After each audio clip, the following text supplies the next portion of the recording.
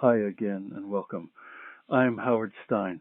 Well, I really am AI Howard Stein, and this is the Human Meme Podcast. Today, I'll share with you my ideas on why playwrights must experiment with the audience, originally presented in 2000 at the Southwest Theater Conference. Oh, and I'm not really Howard Stein because I died at 90 years old on October 12th, 2012. But through the magical dust of AI voice, I am now able to read aloud for you the writing I originally submitted to David Boles' blogs all those years ago. Why playwrights must experiment with the audience. In Robert Ollet's play, Alberta Radiance, Alberta speaks the opening like, I have this human life to live, and I don't know what to do with it.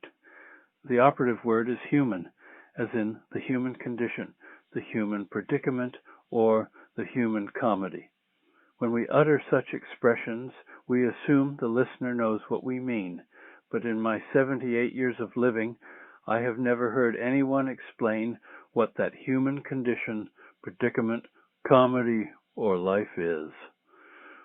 Thornton Wilder speaks of the human element as related to the theater when he writes, theater is the most immediate way in which one human being can share with another the sense of what it is to be human.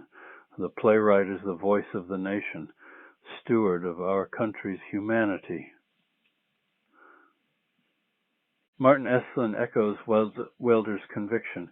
Once the spectator's attention and interest have been caught, once he or she has been induced to follow the action with the utmost concentration and involvement, his powers of perception are heightened, his emotion freely flowing, and he will, in fact, reach a state of consciousness more receptive, more observant, better able to discern the underlying united and pattern of human existence.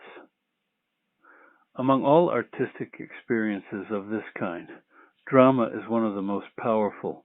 I ask you, are such descriptions those of your experiences in watching plays written by contemporary playwrights?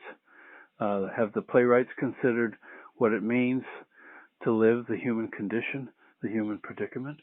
See, for Esslin, the experience of sharing another human being's fate with deep compassion, of having gained a profound, lasting insight into human nature and man's predicament in this world, is an emotion akin to a religious feeling. Has that been your experience? What kind of experience have you had from Wit? How I Learned to Drive, Cat's Angels in America, Night Mother, Epic Proportions. When President Filippo invited me last summer to give a keynote address at the SETC convention, I immediately announced to him my title, What the Playwrights Seem to Have Forgotten and What Teachers and Students of the Theater Must Always Remember. Much to my surprise, the muscle memory in my theater-going body jolted me into recollecting all the monologues I had seen, all the intermissionless theater events I had witnessed, all the disappointments over the past few decades, all the entertaining and interesting theater pieces I had rushed to the theater to see, but which had left me feeling that I had come to see a drama and not been fulfilled.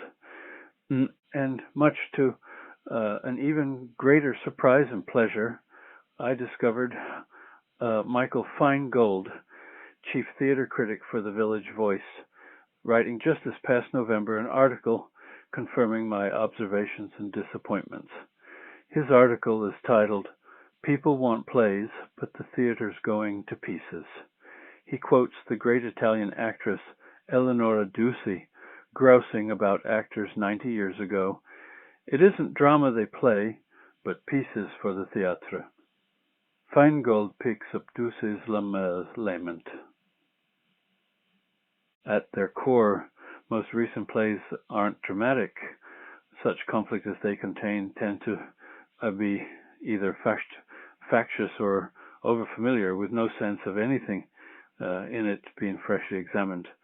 Measured against the great plays or even the standard plays of past eras, they tend to look like so much piffle, yet the play, the thing that embodies drama, won't go away. We've tried every kind of substitute, the parade of images, the recitation of lumps of data, the non-adapted transfer of text from history or fiction, the self-revelation. We want drama, and we want its conflict to deal with something that matters to us. I have spent evenings, as has Feingold, with theater pieces that have engaged me but not aroused me. I have been entertained but not inspired. Craig Lucas, a contemporary playwright, knows O'Neill's mission as a playwright.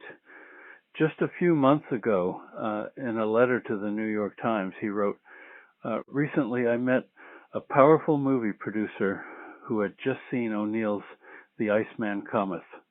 His first question to me was, 'What exactly is O'Neill getting at?' I didn't quite get it. I said, 'He's getting at terror and he's getting at pity, like Sophocles.' But from reading or seeing Lucas's plays, on what do you think his experience is? Drama, like all art, is experiential. What experience has the audience had?